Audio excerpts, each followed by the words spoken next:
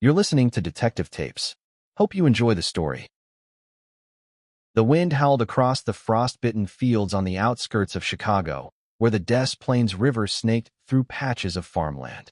It was 8 a.m., and a bitter chill hung in the air, the kind that sank into your bones and made your breath fog.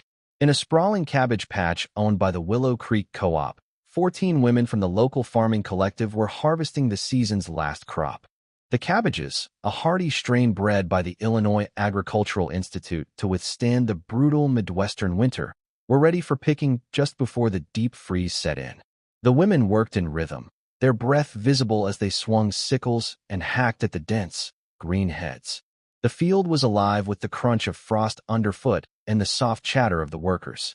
Among them was Marla Finch, a young woman with sharp eyes and calloused hands, who was slicing through her assigned row with practiced ease.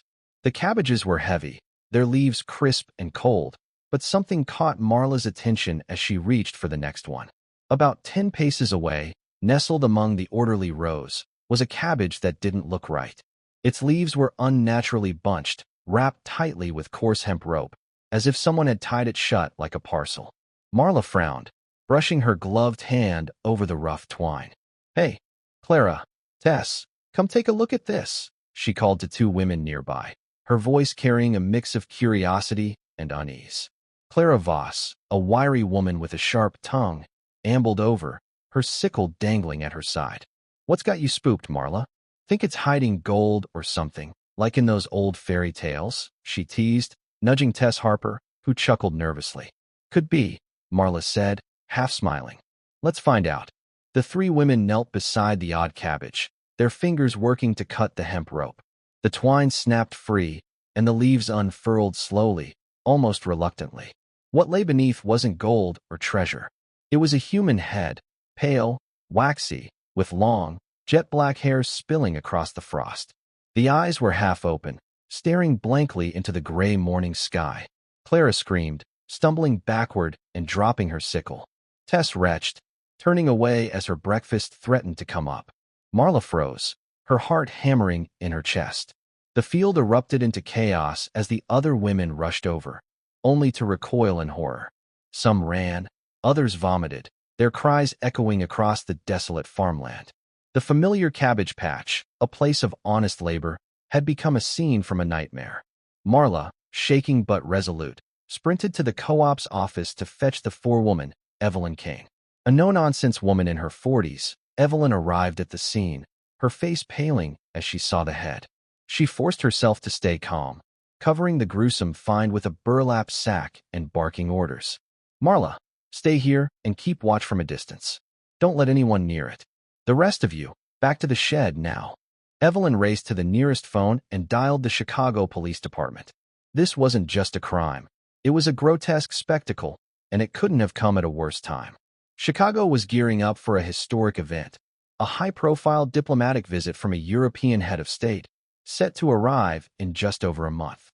The city's reputation was on the line, and a case this shocking could tarnish it irreparably. The police knew they had to act fast.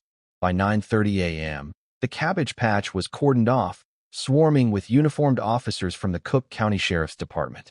Detective Gideon Holt, a grizzled veteran from the Chicago PD's Homicide Division, arrived with his team.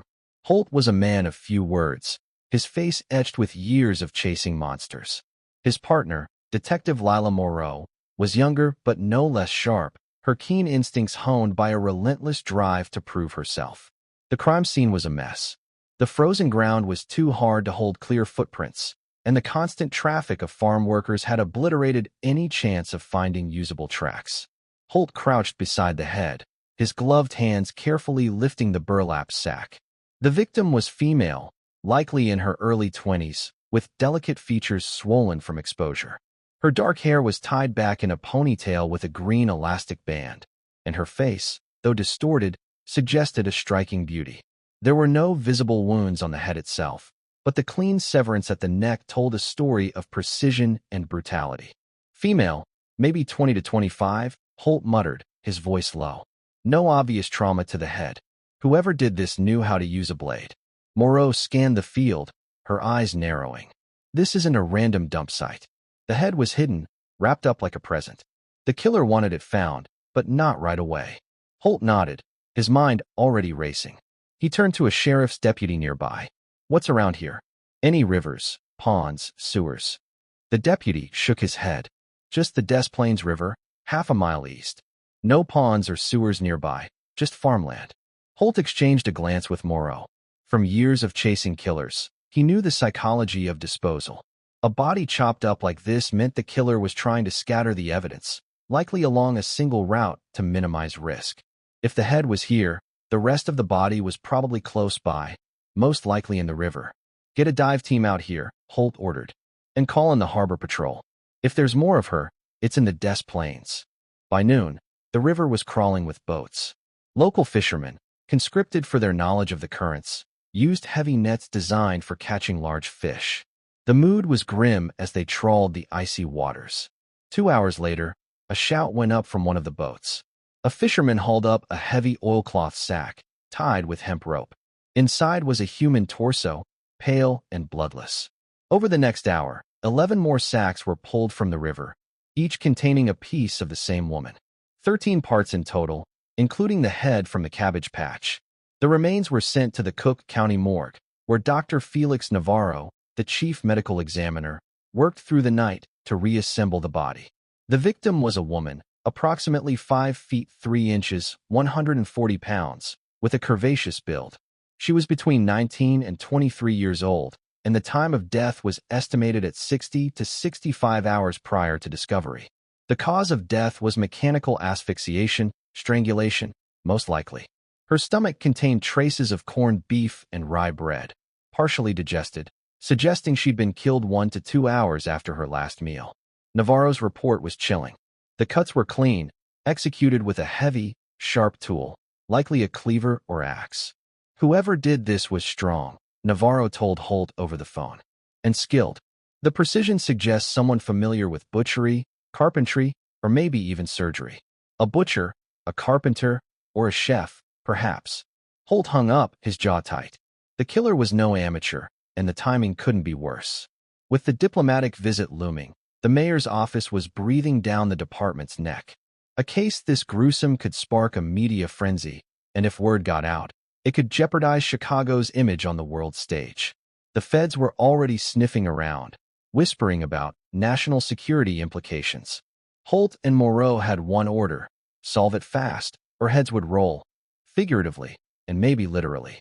Back at the precinct, Holt pinned a map of the crime scene to the wall. The cabbage patch and the river formed a clear disposal route. The killer had likely used the cover of night to scatter the remains, but why leave the head in the field? Was it a taunt? A mistake? Or something else entirely? Moreau leaned against the desk, her arms crossed. This wasn't a crime of passion. It's too methodical. The killer planned this, down to the last cut. We need to find out who she was. That's the key. Holt nodded. Get a sketch artist to clean up her face for a public bulletin. We'll blast it across the city, newspapers, radio, the works. Someone out there knows her. As the sun set over Chicago, casting long shadows across the frozen fields, the city held its breath. A killer was loose, and a young woman's life had been reduced to 13 oilcloth sacks. The clock was ticking, and Holt and Moreau knew one thing for certain. This was only the beginning. The Chicago Police Department's Homicide Division buzzed with a restless energy, the kind that came with a case too big to contain. The precinct's bullpen was a haze of cigarette smoke and coffee fumes, phones ringing off the hook as reporters clamored for details on what was already being dubbed the Cabbage Patch Murder. Detective Gideon Holt stood at the center of it all, his eyes fixed on the corkboard where a map of the crime scene was pinned alongside a forensic sketch of the victim's face. The artist had done their best to soften the bloated features, rendering a young woman with high cheekbones, dark brows, and a ponytail tied with a green elastic band. It was a face that begged to be recognized. Detective Lila Moreau paced nearby, her sharp mind churning through the case's complexities. We've got 13 pieces of a woman scattered across a field and a river, and we're supposed to wrap this up before the mayor's precious diplomatic gala goes sideways, she said, her voice edged with frustration. No pressure, right? Holt grunted, his gaze never leaving the map. Pressure's what keeps us sharp. The feds are circling, and the mayor's office is screaming about headlines. If we don't get a name for this girl soon, we'll have every tabloid in the Midwest spinning ghost stories. The diplomatic visit, a historic meeting with a European prime minister, was less than 6 weeks away, set for February 21st. Chicago was meant to be a shining example of American progress, not a slaughterhouse. A case this gruesome could fuel rumors, inflame tensions, and derail delicate negotiations. Already, whispers of the murder had leaked to the press, with one local rag running a headline: "Headless Horror in Chicago Farmland."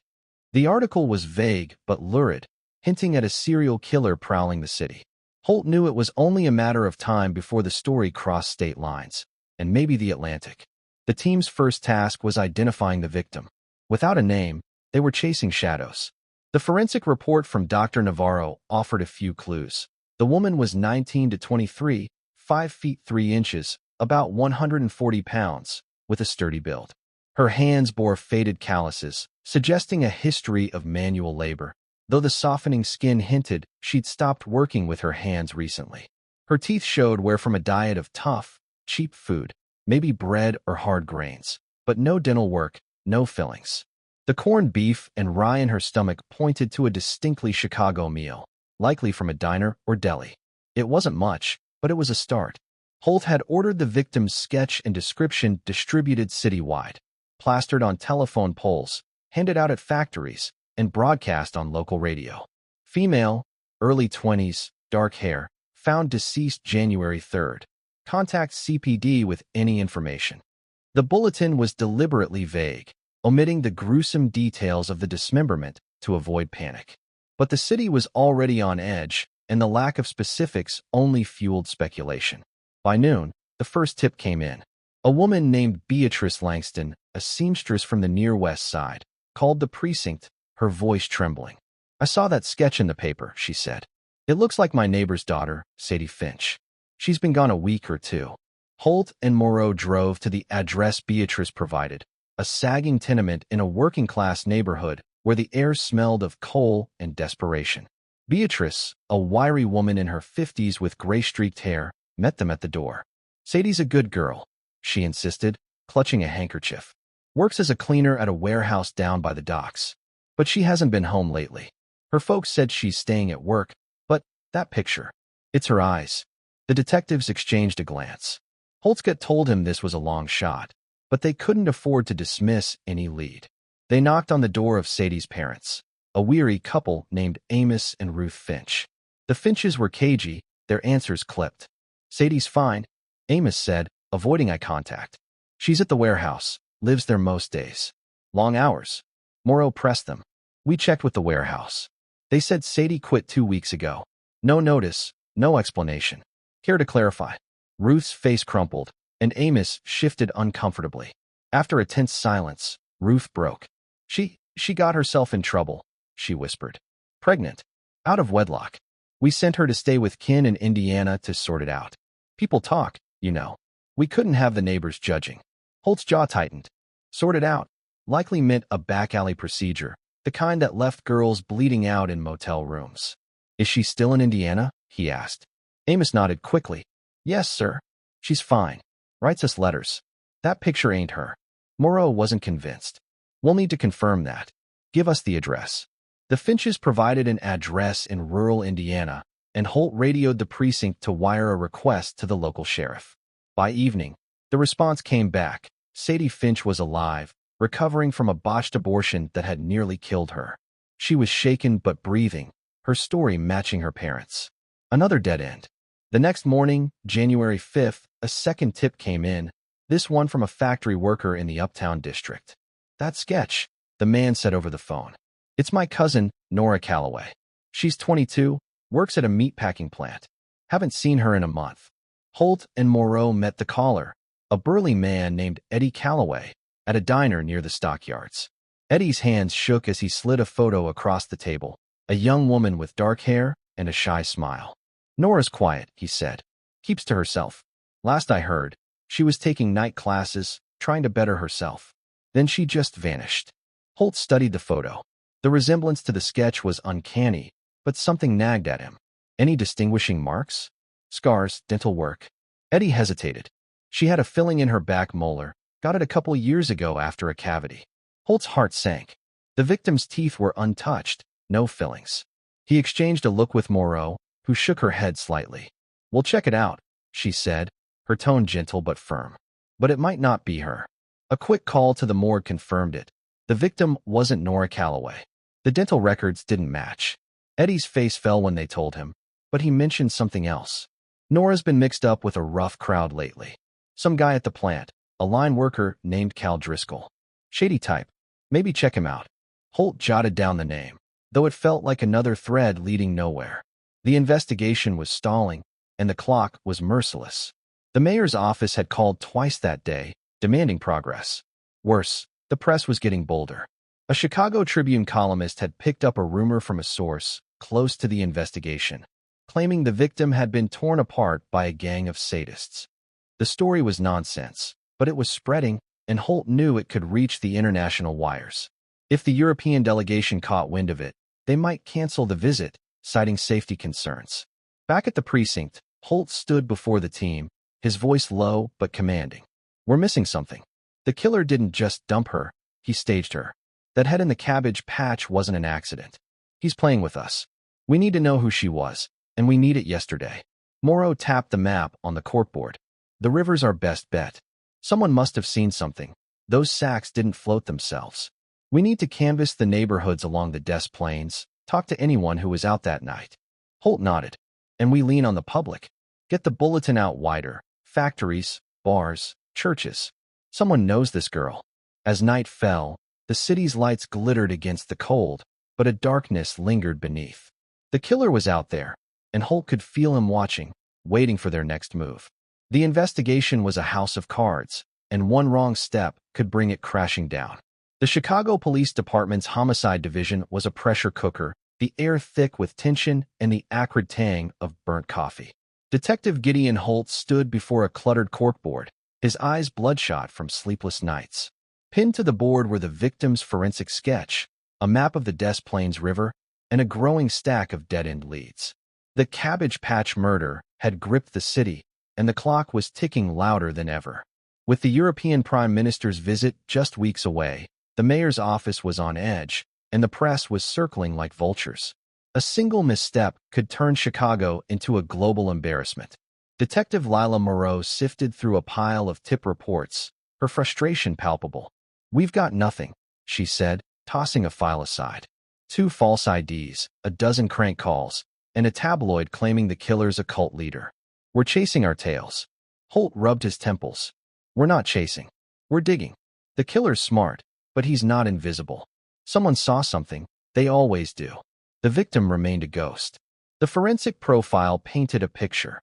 Female, 19 to 23, 5 feet 3 inches, 140 pounds, dark hair, calloused hands softened by recent idleness. Her last meal, corned beef and rye, suggested a diner, maybe a late-night haunt near the river. But without a name, the trail was cold. The team had blanketed the city with bulletins, but the responses were either wrong or useless.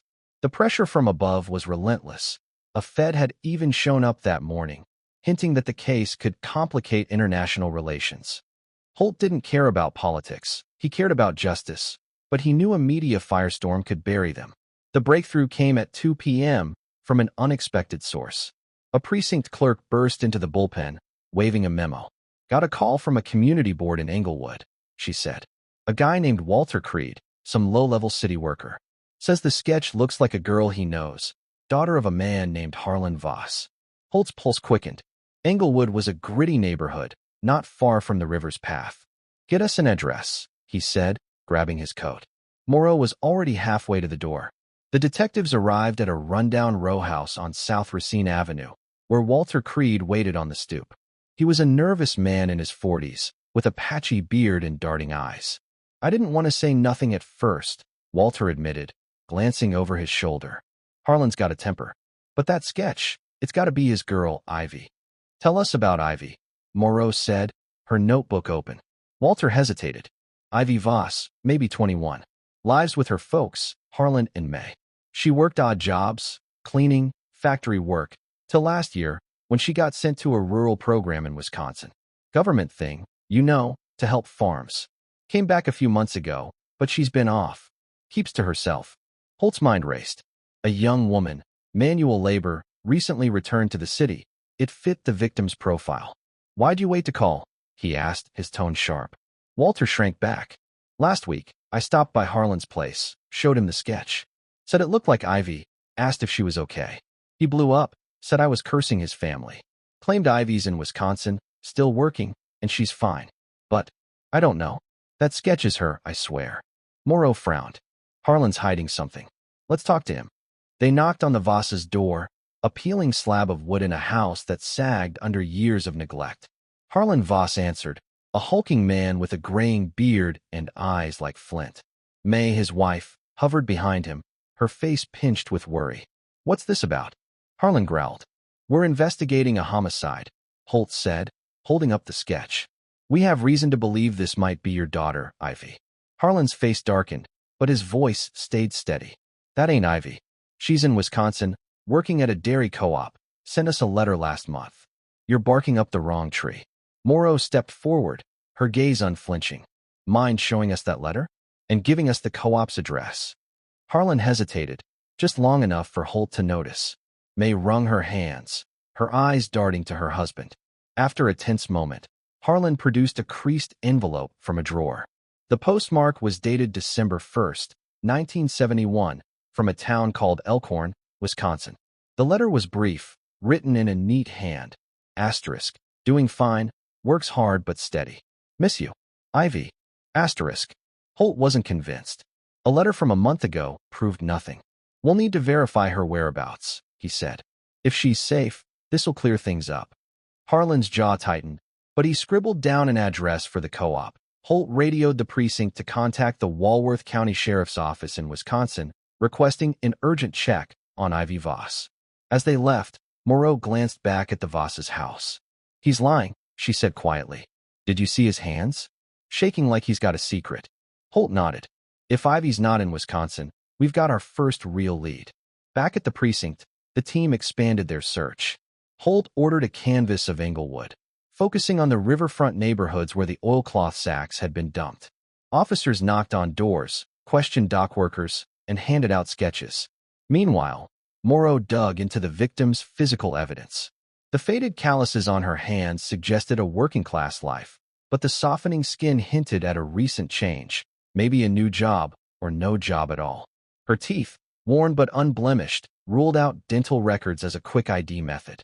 The corned beef and rye kept nagging at Morrow. It was a Chicago staple, served at every greasy spoon from Lakeview to Hyde Park. She made a note to check diners near Englewood. At 9 p.m., the call from Wisconsin came in. Holt snatched the receiver, his heart pounding. The sheriff's deputy on the line was curt. Check the co-op in Elkhorn. Ivy Voss was fired November 19, 1971. Got into a fight with a foreman, assaulted him. They sent her packing. No one's seen her since. Holt's grip tightened on the phone. Any injuries? Scars, broken bones. Hold on. The deputy flipped through papers. Yeah, her file mentions a childhood injury. Broke her left arm when she was 12, bad fall. Healed, but there's a record. Holt hung up and turned to Moreau, his voice low. Ivy Voss was in Chicago, not Wisconsin, and her left arm was broken as a kid. Moreau's eyes widened. The victim's left arm had an old fracture. Dr. Navarro's report mentioned it. They rushed to the morgue, where Navarro was waiting. The medical examiner pulled up X-rays of the victim's left forearm, pointing to a faint line where the bone had knitted years ago. Consistent with a childhood fracture, Navarro said. No DNA in 72, but the blood type matches, and the physical profile's a near-perfect fit. I'd bet my license this is your girl. Holt felt a surge of adrenaline. After days of chasing ghosts, they had a name, Ivy Voss. But the victory was bittersweet. Identifying her was only the first step. Why had she returned to Chicago without telling her family? Who had she crossed paths with? And why had Harlan Voss lied? Back at the precinct, Holt gathered the team. Ivy Voss, 21, born and raised in Englewood. Worked rural jobs in Wisconsin until November, then came back here. Something happened between then and January 1st, when she was killed. We need her movements, her contacts, her life. Morrow nodded, her mind already racing. If she was hiding from her family, she was staying somewhere. friends, a lover, maybe a flophouse. We start with her inner circle. As the team dispersed, Holt stared at Ivy's sketch, now labeled with her name. She wasn't just a victim anymore. She was a person with dreams and secrets. Somewhere in those secrets lay the key to her killer. But the city was restless, and the shadows were closing in. The killer was out there, and Holt could feel him watching, daring them to catch him before it was too late. The Chicago skyline loomed like a jagged silhouette against the gray dawn, its steel and glass indifferent to the city's underbelly. Inside the Homicide Division, Detective Gideon Holt and Detective Lila Morrow pored over a growing file on Ivy Voss, their first real break in the Cabbage Patch murder. Ivy was no longer a nameless victim. She was a 21-year-old woman with a troubled past, and the detectives were determined to trace her final days. But the clock was merciless.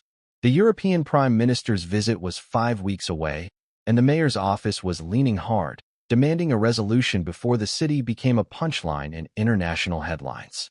Holt stood at the precinct's corkboard, pinning up a timeline of Ivy's life. Born in Englewood, 1951. Odd jobs as a teenager, cleaning, factory work. Sent to a rural work program in Wisconsin in 1970, part of a federal initiative to bolster struggling farms. Fired in November 1971 after a violent clash with a foreman. Back in Chicago by late November, but never returned home.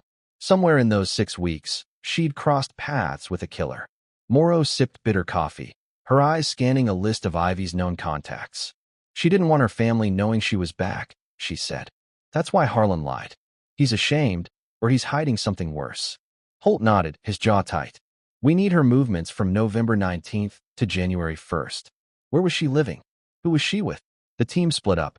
Half went to Wisconsin to dig into Ivy's time at the dairy co-op, hoping to uncover why she'd been fired. The other half canvassed Chicago, starting with Englewood. They interviewed neighbors, co-workers, and old school friends, compiling a list of 187 people who'd known Ivy from childhood to adulthood. Most described her as quiet, hardworking, but guarded, a girl who kept her troubles close. No one stood out as a suspect, but one name kept surfacing.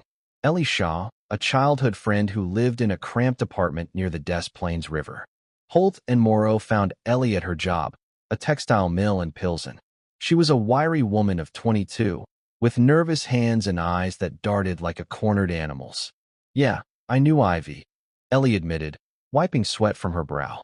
She showed up at my place November 26th, out of the blue.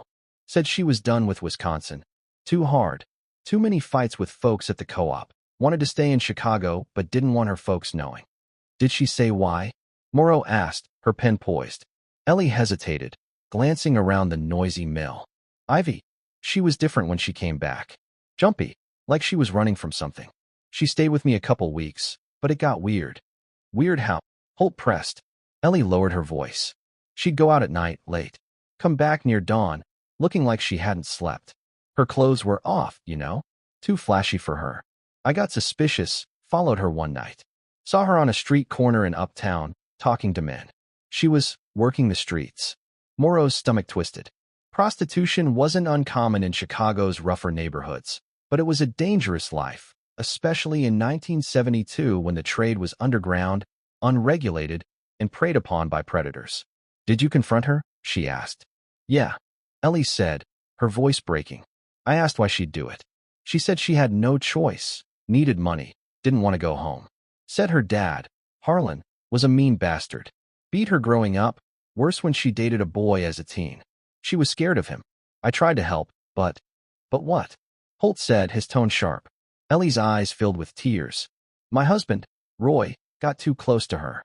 One day, I came home early from work, December 10th, I think, and found them together. Nothing happened, but it was wrong. Roy said Ivy came onto him, but I didn't believe it. I kicked her out that night. Haven't seen her since. Holt's mind raced. Roy Shaw, Ellie's husband, was a new lead. Where was Roy December 31st to January 1st? He asked. Ellie frowned. He was on a job, delivering parts for a factory in Gary, Indiana. Left December 30th, back January 2nd. He's got papers from the company to prove it. The detectives checked Roy's alibi later that day. The factory in Gary confirmed his trip, with time cards and a co-worker's testimony backing it up. Roy Shaw wasn't their man, but Ivy's descent into prostitution opened a new, treacherous avenue.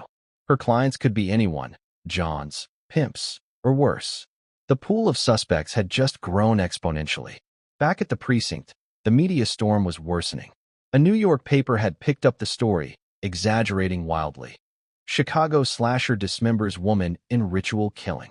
The article claimed the victim was shot and tortured, with dozens of cuts and ties to a shadowy gang called the East Side Reapers.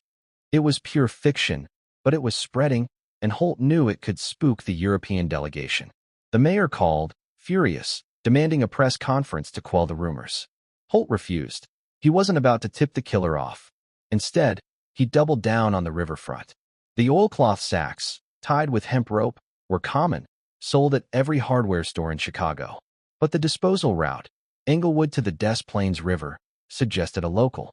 Holt ordered a deeper canvass of the area, focusing on late-night activity. Someone saw those sacks being dumped, he told the team. Find me a witness. Days passed with no luck. The team was exhausted, burning through coffee and cigarettes, when a call came in on January 12th. A woman named Agnes Tully, a 55-year-old widow from Englewood, had contacted the precinct. I saw something, she said, her voice shaky.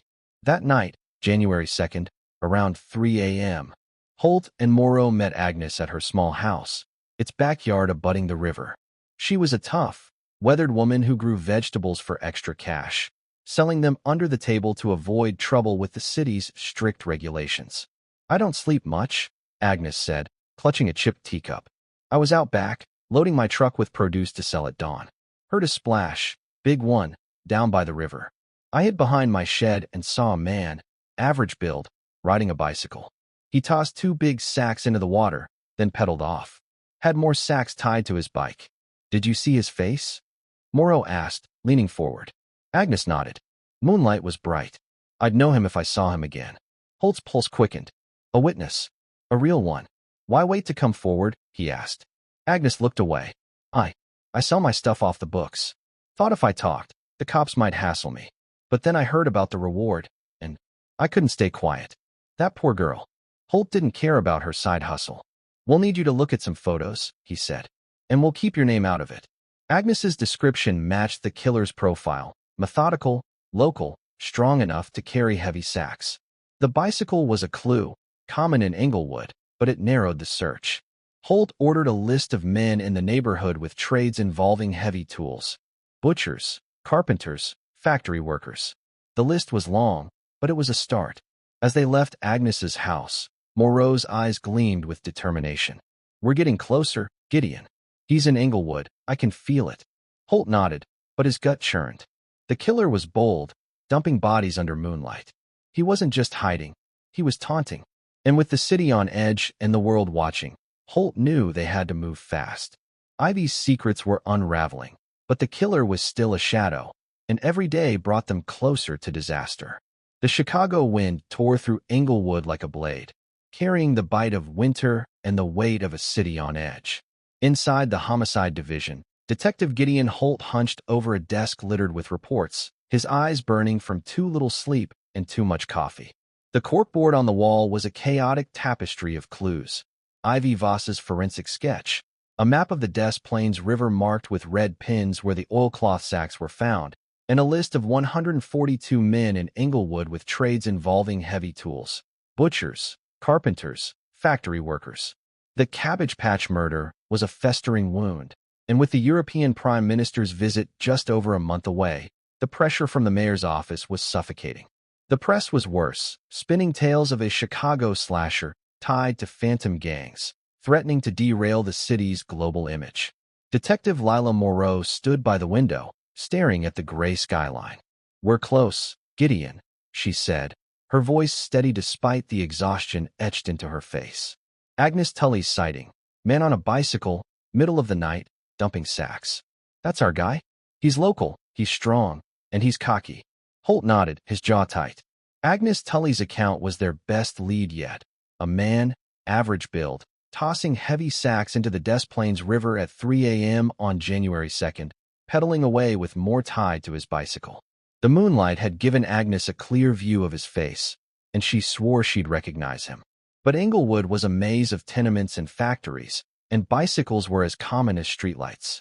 The suspect list was daunting, and every man they'd checked, 47 so far, had an alibi or didn't fit the profile.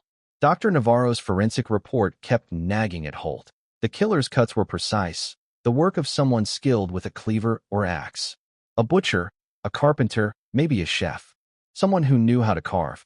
"We're missing something," Holt said, slamming a fist on the desk. "He's not a ghost. He's in this neighborhood, and he's laughing at us." Moreau turned, her eyes sharp. "Let's go back to Ivy. She was working the streets, right? That's a dangerous world. Johns, pimps, predators. Maybe she crossed someone with a temper and a toolbox." They'd already traced Ivy's movements from November 19th, when she was fired from the Wisconsin co-op, to her stay with Ellie Shaw until December 10th. After Ellie kicked her out, Ivy had vanished into Chicago's underbelly, likely surviving on prostitution. Her last meal, corned beef and rye, pointed to a diner, and Moreau had a hunch. "There's a joint near Englewood, Rusty's Diner, open all night. Sells cheap corned beef sandwiches. Girls like Ivy hang out there. Let's check it." Holt agreed, and they drove to Rusty's, a greasy spoon with flickering neon and a clientele of truckers and night owls. The owner, a grizzled man named Sal, recognized Ivy's sketch. "Yeah, she came in sometimes, late," he said, wiping the counter. "Quiet girl, kept to herself. Ordered corned beef, rye bread, coffee. Last saw her around New Year's Eve, maybe 10 p.m. She was with a guy, rough type, flannel shirt, looked like he worked with his hands." Holt's pulse quickened. "Describe him." Sal shrugged. "Medium build, dark hair, maybe 40. Didn't talk much. Paid in cash and left quick." It wasn't enough to narrow the list, but it confirmed Ivy was in Englewood hours before her death. Holt ordered a canvass of every diner and bar along the river, hoping for another witness. Meanwhile, the team sifted through the suspect list, focusing on men with trades. They checked butchers at the stockyards, carpenters at local shops, and line workers at factories like Great Lakes Steel. Every lead fizzled, alibis checked out, or the men didn't match Agnes's description. Holt felt the case slipping through his fingers, and the mayor's daily calls weren't helping.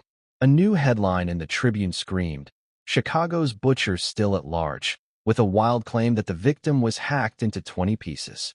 The lies were spreading, and Holt knew they could spook the European delegation. On January 15th, the break came from an unexpected corner. A beat cop in Englewood radioed the precinct at 11 p.m. "Got a situation at the station," he said. "Picked up a couple in a vice sting, public indecency behind a bar. Woman's making a scene, saying things you'll want to hear." Holt and Moreau raced to the Englewood precinct, where a woman named Clara Dunn, 32, was shouting in a holding room. Clara was disheveled, her makeup smeared, her voice raw from yelling. Beside her sat a man named Virgil Tate, 45, a steelworker from Great Lakes Steel. The pair insisted they were lovers, not a prostitute and John, but Clara's tirade caught Holt's attention.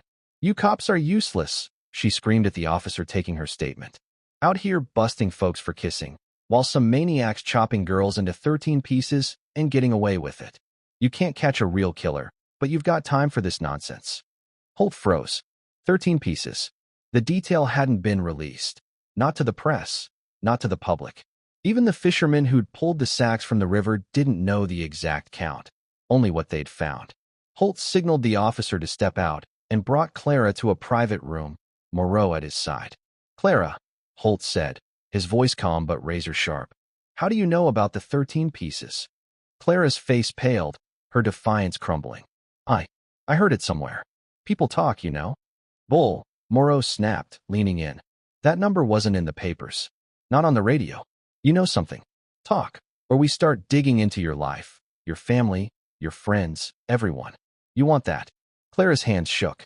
She glanced at Virgil, who looked away, his face unreadable. After a long silence, she broke. "It's my sister, Faye," she whispered. "Faye Dunn. She's married to a guy, Amos Kane, a carpenter at Great Lakes Steel. He told her something awful." Holt's heart pounded. "What did he tell her?" Clara's voice dropped to a whisper. "New Year's Day, Amos came home a wreck. Said he'd done something terrible, something he couldn't take back. Faye pressed him, and he admitted he killed a girl. Said he cut her up, wrapped her in oilcloth, and dumped her in the river. 13 sacks. Faye was hysterical, said she couldn't sleep, kept seeing the girl's face. She wanted to turn him in, but Amos begged her not to. Said he's the breadwinner, supports her and his old parents. If he goes down, they're ruined. Moreau's eyes narrowed. Did Faye say who the girl was? Clara shook her head. Amos didn't know her name. Said she was a working girl. They fought over money, and it got out of hand. He didn't mean to kill her. Holt's mind raced. Amos Kane, a carpenter, worked with tools, saws, axes, maybe cleavers. Great Lakes Steel was in Englewood, near the river. It fit. Where's Amos now? He asked. At the plant, night shift, Clara said. Faye's at their place, probably crying her eyes out. Holt didn't wait. He ordered Clara and Virgil detained, to keep them from tipping anyone off, and called for a team to lock down the case. Get Agnes Tully to the steel plant, quietly, he told Moreau.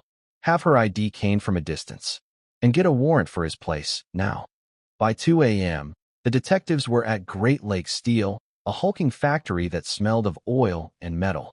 Agnes Tully, bundled in a coat, was escorted to a vantage point near the employee entrance. As workers filed out from the night shift, she pointed to a man in his late 30s, medium build, dark hair, carrying a toolbox. That's him, she whispered. The one from the river. Holt's blood ran cold. Amos Kane matched Agnes's description perfectly. They followed him discreetly to his apartment, a dingy walk up a mile from the river. A search team arrived with the warrant, and Holt led the way inside. Faye Dunn, Clara's sister, was there, her eyes red from crying. She froze when she saw the police. The apartment was sparse, but Holt's eyes locked on the kitchen floor. A patch of fresh cement, uneven and hastily poured, stood out against the worn linoleum. Get a crowbar, he said. The team pried up the cement, revealing dark stains in the dirt beneath. Blood. A quick field test confirmed it matched Ivy Voss's blood type. Holt turned to Faye, his voice low. Faye, we know what Amos did. Help us, and we'll help you. Faye sobbed, collapsing into a chair. He didn't mean it, she said. He was drunk, said the girl tried to blackmail him. It was an accident. Moreau wasn't buying it. An accident doesn't end with 13 sacks in a river. Where's Amos now? Faye pointed to the bedroom. He's asleep. Just got home. Holt drew his revolver and nodded to the team. They moved silently, surrounding the bedroom door.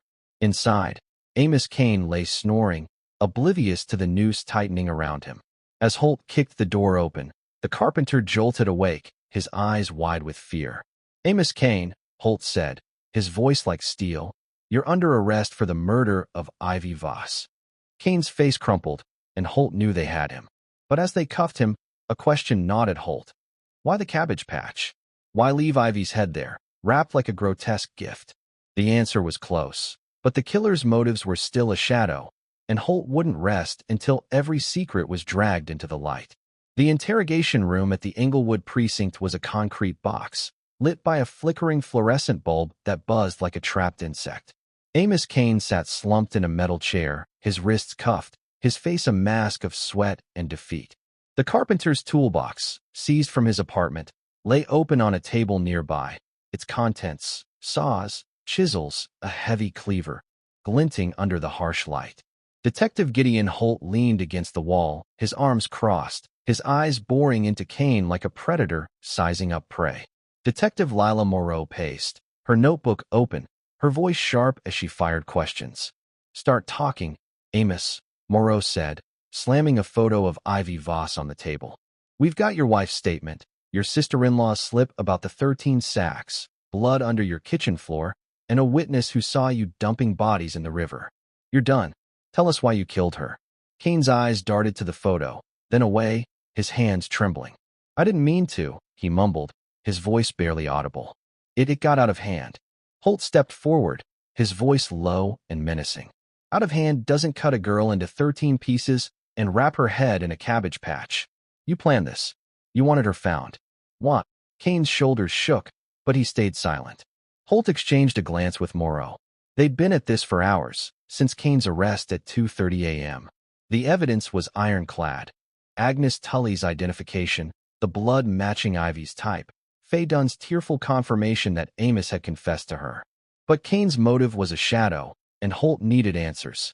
Not just for Ivy, but for the city teetering on the edge of chaos.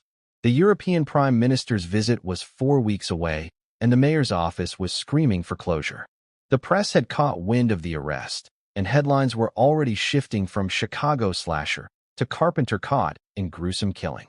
Holt had to tie this up before the rumors spiraled further. Morrow leaned in, her voice softer now, almost coaxing. Amos, Faye's falling apart. She says you're a good man who made a mistake.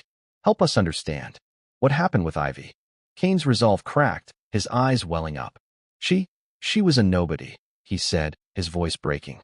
Just a girl I met in Uptown, December 31st. I'd been drinking, needed you know.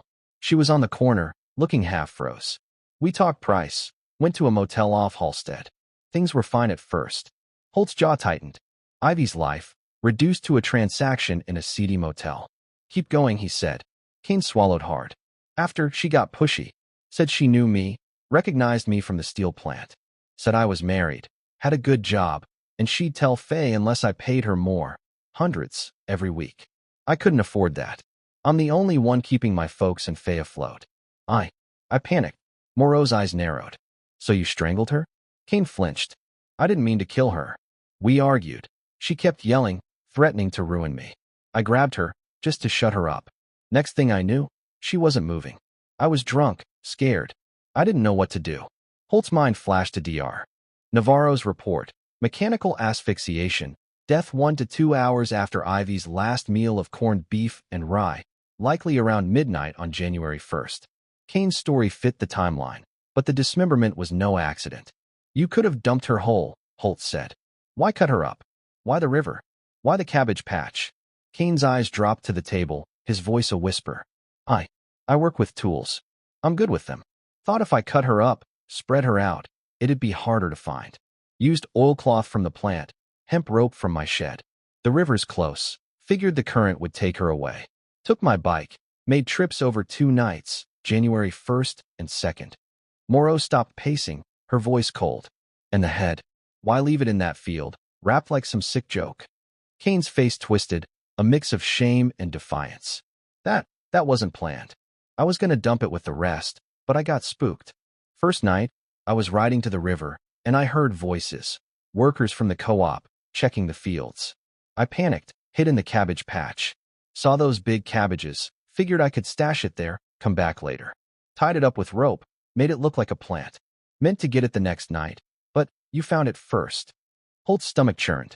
The cabbage patch wasn't a taunt, it was a desperate improvisation. Kane wasn't a mastermind, just a man who'd spiraled from a moment of rage to a grotesque cover-up. But something nagged at Holt. You didn't know her name? He asked. Kane shook his head. Not till I heard it on the radio. Ivy Voss. I didn't know her, I swear. Just a girl who pushed too far. Holt studied Kane's face, searching for lies. The carpenter's story was messy, human, fueled by fear, alcohol, and desperation. It fit the evidence. The clean cuts from his tools, the oilcloth from Great Lakes steel, the bicycle Agnes saw. Faye's statement sealed it. Amos had come home New Year's Day, reeking of whiskey, muttering about a mistake he couldn't undo. Clara Dunn's slip about the 13 sacks, overheard from Faye, had been the crack that broke the dam. Moreau closed her notebook, her voice steady. You're looking at murder 1, Amos. Maybe life, if the DA's feeling generous. Anything else we need to know? Kane's head drooped, his voice barely audible. Just tell Faye I'm sorry. I didn't want this. Holt stepped out, his chest tight. The case was solved, but victory felt hollow. Ivy Voss was still dead, her life snuffed out over a drunken dispute. He thought of her parents, Harlan and May, who'd lied about her being in Wisconsin to hide their shame. Harlan's temper, Ivy's fear of him. It hadn't killed her, but it had driven her to the streets, into Kane's path. A chain of failures, ending in 13 oilcloth sacks. By noon, the precinct was abuzz with the news.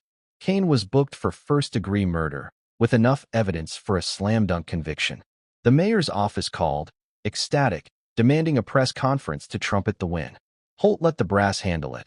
He had no stomach for cameras. The Chicago Tribune ran a new headline. Carpenter confesses in cabbage patch killing, with a promise to correct earlier exaggerations. The wild rumors. gangs, rituals, 20 pieces, faded, and the European delegation confirmed their visit, citing confidence in Chicago's law enforcement. The city exhaled, its reputation intact. Holt and Morrow sat in the precinct's break room, nursing lukewarm coffee. The case had taken 9 days, but it felt like years. Morrow broke the silence. "You think Kane's telling the whole truth?" Holt shrugged, his eyes distant. "He's got no reason to lie now. The Cabbage Patch was a fluke, not a message. He's just a guy who made a bad choice and kept digging." Morrow nodded, but her face was grim. Ivy didn't deserve this. She was trying to survive, and everyone failed her. Her parents, Ellie, the system, even us, in a way. Holt didn't argue. He thought of Ivy's sketch, now filed away in a cabinet. A girl with dreams, reduced to a case number. He'd seen too many like her in his years on the force, and each one left a scar. "We got him," he said quietly. "That's what we can do." The next day, Holt visited the Cabbage Patch, now empty, its frostbitten rows silent under a gray sky. The co-op had suspended harvesting, the field tainted by horror. He stood where Marla Finch had found Ivy's head, trying to make sense of it all. The answer was simple, and that was the worst part. No grand conspiracy, no serial killer, just a man, a moment, and a mistake that shattered lives.